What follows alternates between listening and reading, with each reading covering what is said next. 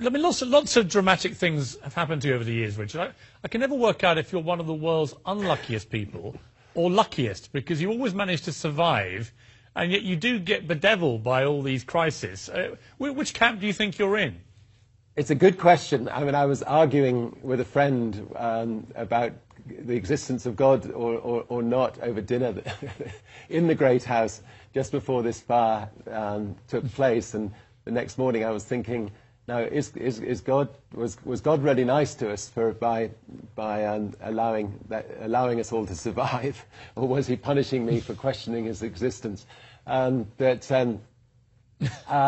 anyway, I have been very fortunate, and you know, an extraordinary amount of times, and somebody's very kind up there anyway in getting us, you know, back from balloon trips or boating trips or you know, whatever, safely, and so I am grateful, and I'm now spending most of my life trying to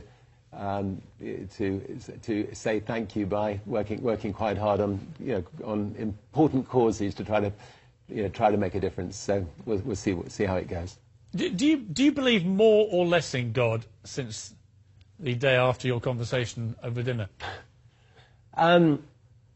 Well, look, I believe in evolution, and I think evolution is magnificent. I mean, absolutely wonderful, and I think this world that we live on is magnificent, and, you know, the creatures on it are magnificent, and we've got to fight to, you know, save the tigers, and, you know, save the lemurs, and save the imperiled species, and look after the people that are on this earth.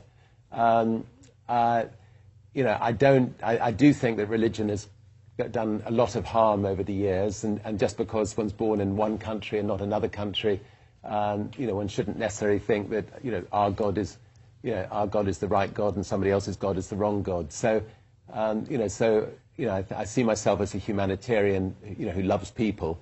You know, maybe one day somebody will be able to convince me that, you know, there is a God and there is a particular God. But to me, you know, I love people, and that's to me the most important thing. Do you ever pray? I found myself on one of my balloon trips where, you know, I was 99% definitely going to die, crossing the Pacific. Everything had gone wrong that could go wrong. There seemed to be, you know, no way out of it, and I think there was a little bit of sort of, you know, saying, you know, if you exist, you know, I'll be really grateful if you can get me to the other side of the Pacific. And despite the fact that you survived that, Richard, with the 0.1%, you still don't believe. Well, look, it's a bit churlish, isn't it? I would love to believe, and you know, I think it's very comforting to believe. You know, my father died recently, and you know, he was, you know, he didn't believe, but he was a wonderful man, and you know, wonderful family man, wonderful with people, great sense of humour.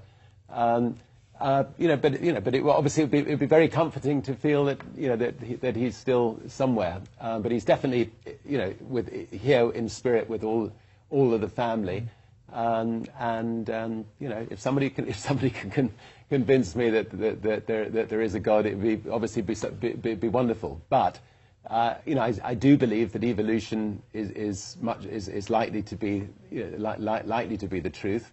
And you know, anybody who questions evolution, I find it completely and utterly bizarre, because you know, and evolution is magnificent. That's all I can say.